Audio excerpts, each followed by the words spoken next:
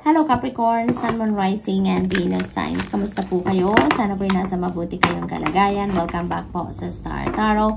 Kung bago kayo dito, welcome din kayo. Thank you sa inyong support. I truly appreciate it. God bless you all. Tingnan natin ang mga messages ninyo for today, Capricorn. Wow, ganda. Okay, so Capricorn, definitely magbabago dito ang inyong financial landscape, no? Because we have this beautiful rabbit and this represents prosperity, abundance, and good luck. So, maging maswerte kayo ngayon around this time, pangkaperahang aspeto. So, that is definitely going to create some change, no? Positive change sa inyong financial landscape. Lalo-lalo na meron tayong owl, no? So, si owl represents change and transformation. Kaya, definitely, dahil katabi niya si rabbit, talagang pangkaperahan ng pagbabago dito, no? Magbabago ang inyong financial situation. And maybe then, no, there are financial gain na parating. Maaring may pay raise kayo dito, no? It's because maaring ang iba sa inyo dito will be promoted to a leadership role. Maaring mailagay kayo sa isang powerful na position sa kumpanyang pinagtatrabahuan ninyo, no? Maaring ma-promote kayo dito, mailagay kayo sa ganyan sitwasyon. At of course, magdadagdag ang inyong responsibilidad, magdadagdag din ang inyong sweldo, 'di ba? Kaya maaari talaga magkaroon kayo ng financial gain. And maaring yung position na yan could be the money path na maghahatid sa inyo ng financial success, no? So, what else for Capricorn? Nine of Autumn. Holy moly! Napakaganda naman ito. This is financial success. This is financial blessings. So, most likely, Capricorn, ngayon, yung effort ninyo talaga is going to pay off. Kung matagal na kayo dyan sa ginagawa ninyo, sa posisyon ninyo sa trabaho, at maaaring talaga, no, magkaroon na kayo dito ng pagkakataon na yung parang your hard work and all your effort na ginagawa ninyo, maaaring mabigyan talaga kayo ng financial reward dito, no? Maaaring mabigyan kayo ng financial reward, kaya naman magkakaroon talaga kayo ng financial gain, no? Maaaring kayo dito, mailagay talaga kayo dito sa mas mataas na posisyon or mabigyan kayo dito ng pay raise. Maaaring ganon dito ang ganap for some of you Capricorn, no?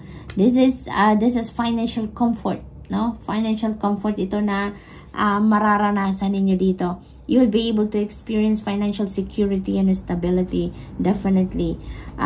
For others of you naman dito, Capricorn, maybe siguro focus kayo talaga on running your business or running the business of other people. Maaaring empleyado kayo, no? Sa isang negosyo ng ibang tao, and maybe kayo yung source, no? Parang kayo yung source ng brilliant ideas sa pagpapatakbo ng kumpanya. Maaring naging successful talaga because of your ideas. And ngayon, there are more.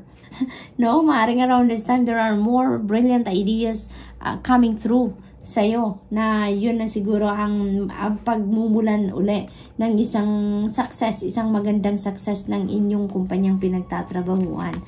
We also have Four of Summer. Ayan, there are opportunities knocking on your door dito, Capricorn. So, make sure na mag-pay attention kayo dyan, no? Kasi maaring distracted kayo. There are so many things that you are focusing on right now. And maybe there are opportunities knocking on your door na hindi ninyo napapansin. Hindi ninyo, alam mo yun, nai-ignore ninyo. It's because you're just focused on one thing, no?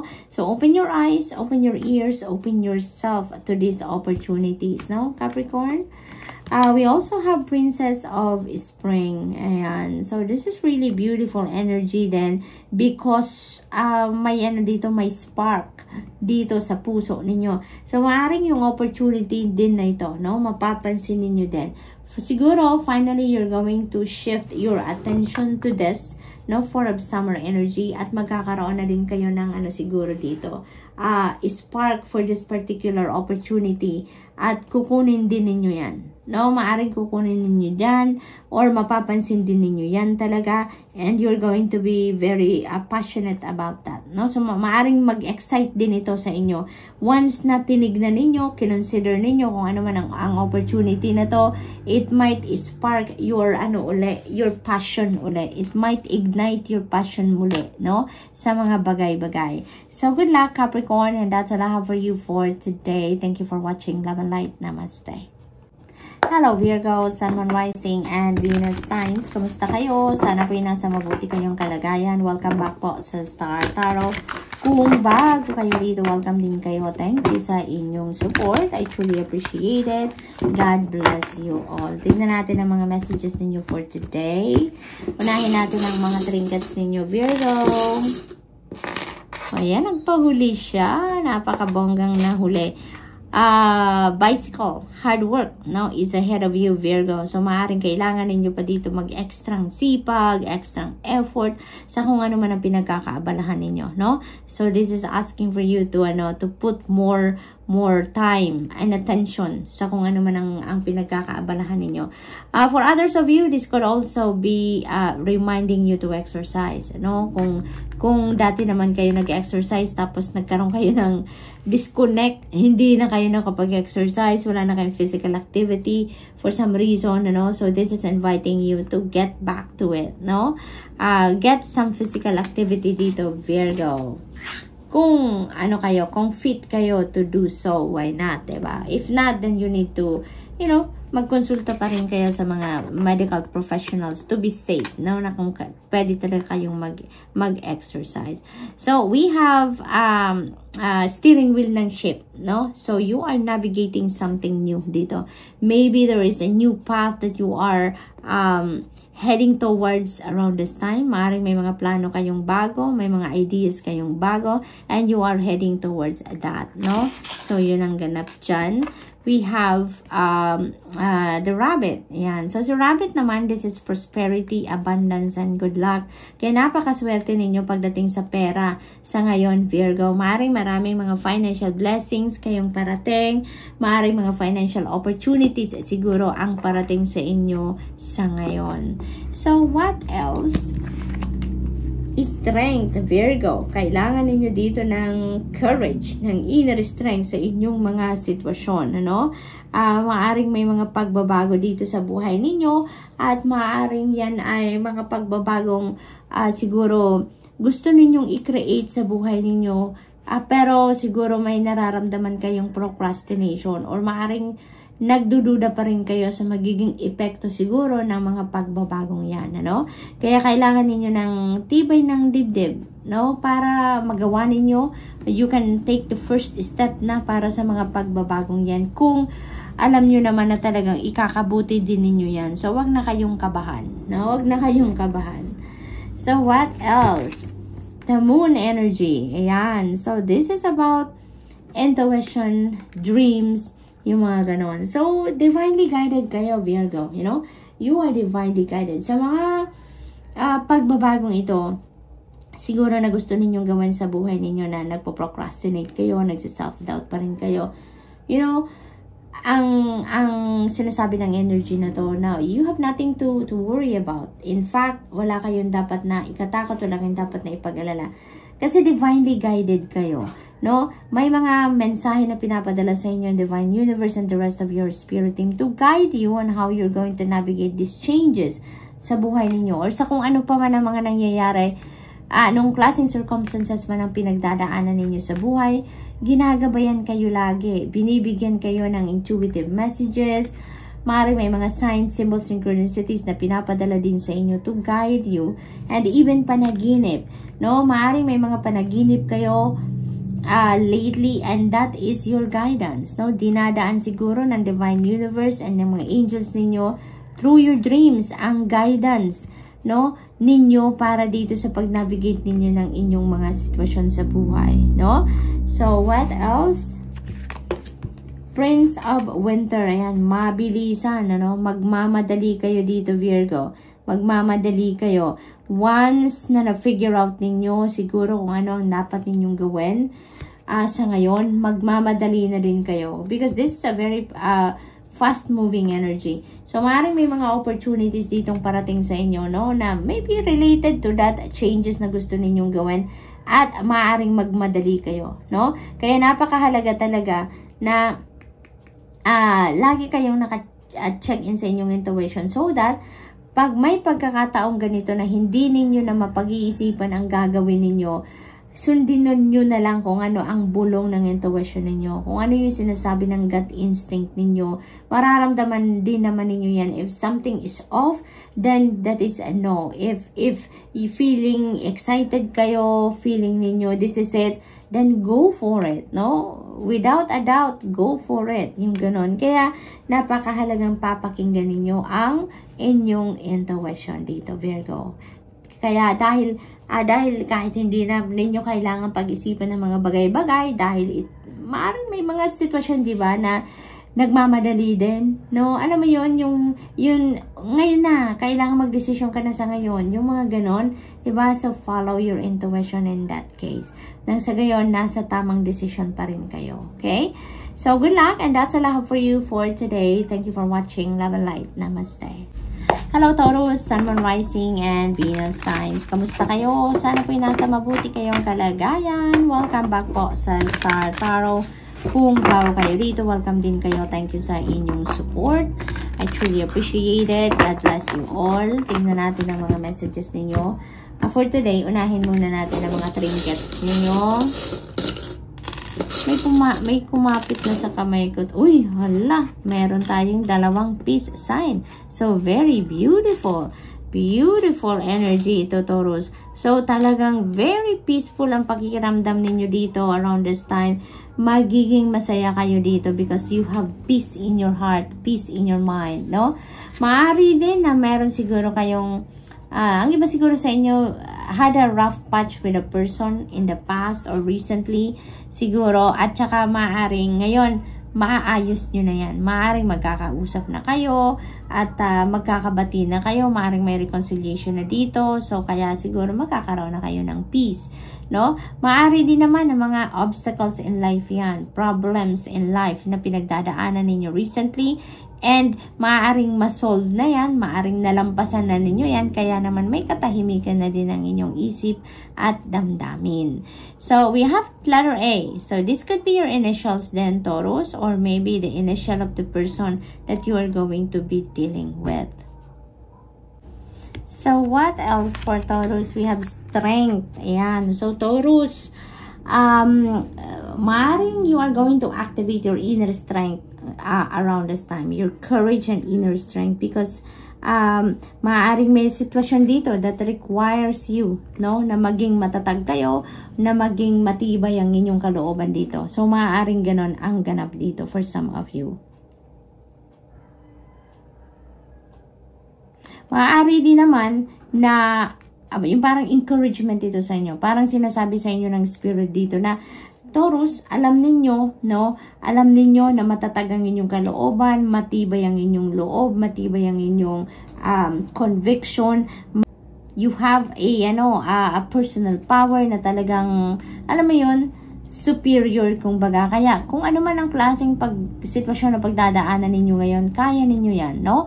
So parang yun ang napipick up ko dito. Parang this is an encouragement for you na pinapaalala sa inyo ng spirit dito na you powerful strength, encourage din sa kalooban ninyo. Kaya kung ano man ang circumstances na pinagdadaanan ng iba sa inyo dito, Taurus, hindi ninyo yan tatalikuran, no? At talagang haharapin ninyo yan dahil malakas ang inyong loob, matibay kayo, resilient kayo, madami na kayong wisdom and lessons in life in the past na nakuha, at kung ano man ang hinaharap ninyong sitwasyon sa ngayon, no? Depende sa inyong mga sitwasyon sa ngayon, kayang-kaya ninyong lampasan yan, kaya-kaya ninyong gawin, no? Kaya nga magkakaroon siguro kayo ng peace of mind, tsaka yung kapayapaan din sa inyong dibdib dahil kinaya ninyo or kakayanin ninyo kung ano man ang inyong mga sitwasyon sa ngayon, even if it is challenging, no? So, what else? We have the world energy. Napakaganda naman ito. Maaari din na yung inner strength and courage ninyo is related to this world energy. Because there is, dito, there is new beginning. There are things that are going to end sa ngayon because it has come to its completion na, it has come to its full cycle na, and you are about to start something new sa buhay ninyo. At maaring itong sisimulan ninyo, no? Maaring yun ang magre-require sa inyo ng inner strength and courage because this could be something new to you. This could be a totally new chapter in your life na papasukin ninyo. Kaya maaring kailangan ninyo din dito na maglakas ng loob, no? But definitely, napakagandang energy nito because there is achievement, there is accomplishments na makakamit kayo. There is travel dito for some of you, no? There is travel. There is also a new phase in your life that you are going to start now, no? At level up pa, Taurus, level up kayo. Kasi dito, sa mga na-accomplish ninyo sa buhay ninyo, no? Kung ano man ang plano ninyong gagawin next, no? That is going to be level up na, no? Kisa doon sa mga dati ninyong ginawa o sa mga dati ninyong pinagtagumpayan. Kaya, mas kayo ngayon mas confident kayo, mas assertive kayo ngayon. You're excited to start fresh dito sa buhay ninyo dahil galing kayo sa energy ng tagumpay. Kaya, sa tingin ninyo ngayon, kayang-kaya ninyong gawin kung ano man ang sisimulan ninyong ngayon, no? Kayang-kaya ninyo yan. You are super excited about that. You're going to be determined about that, at dahil punong-puno kayo ng confidence sa puso ninyo, no? So, good luck to that, Taurus. At, you know what? This is also a time for celebration of your successes. Kaya, entitled kayo, pinaghirapan ninyo yan, pinagsikapan ninyo yan, entitled kayo na i-celebrate din kung ano man ang mga tagumpay na makukuha ninyo or makakamit ninyo sa ngayon. Napakaganda. This is another creation energy. So, this is another new beginning energy. So, you know what, Taurus, since the Empress is a very nurturing energy, that is also mother archetype energy. So, most likely, ang iba sa inyo, ang sisimulan dito ng iba sa inyo is pagpapamilya, no? Maaring ang iba sa inyo dito mag-aasawa na, maaring welcoming a new baby na, maaring ang iba sa inyo nagbubuntis ngayon or manganganak na. If not, maaring yung person ninyo, no? Ang manganganak na or magbubuntis na or buntis sa ngayon. So, maaring gano'n ang sitwasyon ng iba sa inyo because this is a mother archetype. So, very motherly yung energy niya. Kaya, most likely doon kayo sa pagpapamilya, no? Ang iba sa inyo, no? It's all about starting a family, nurturing a family. So, maaring yun ang mga bagong gagawin ng iba sa inyo dito, Taurus, no? Maaari din na ano din ito, financial opportunities, financial blessings na parating sa inyo because this is also a very abundant and prosperous energy. So, maaring ang iba din sa inyo dito merong matatanggap na pera, maaring merong financial gain, no, na makukuha kayo ngayon. Maybe from the efforts na ginawa ninyo in the past, maaari din na yung perang yan manggagaling dito sa pinagtagumpayan ninyo dito sa world energy, sa mga proyektong ginawa ninyo. Maaring may mga bonus kayo, may reward kayo, or maaring mga kontrata yan, malalaking kontrata na nakuha ninyo, no? Maaring ganon ang ganap din for some of you. This could also be an offer of new job, no? Of a lucrative job, of a lucrative career opportunity, business opportunity, maaari din ganon, no? But whatever the case, maybe, Taurus, kung ano man ang opportunity na maaring dumating sa inyo dito, kumatok sa buhay ninyo ngayon, it might talaga an opportunity that is going to bring forth financial success towards you and prosperity and abundance. So that is very possible for you dito na ito na yung simula ng pagiging successful ninyo sa buhay, lalong-lalo na in terms of your finances, no? So good luck, and that's all I have for you for today. Thank you for watching. Love and light. Namaste.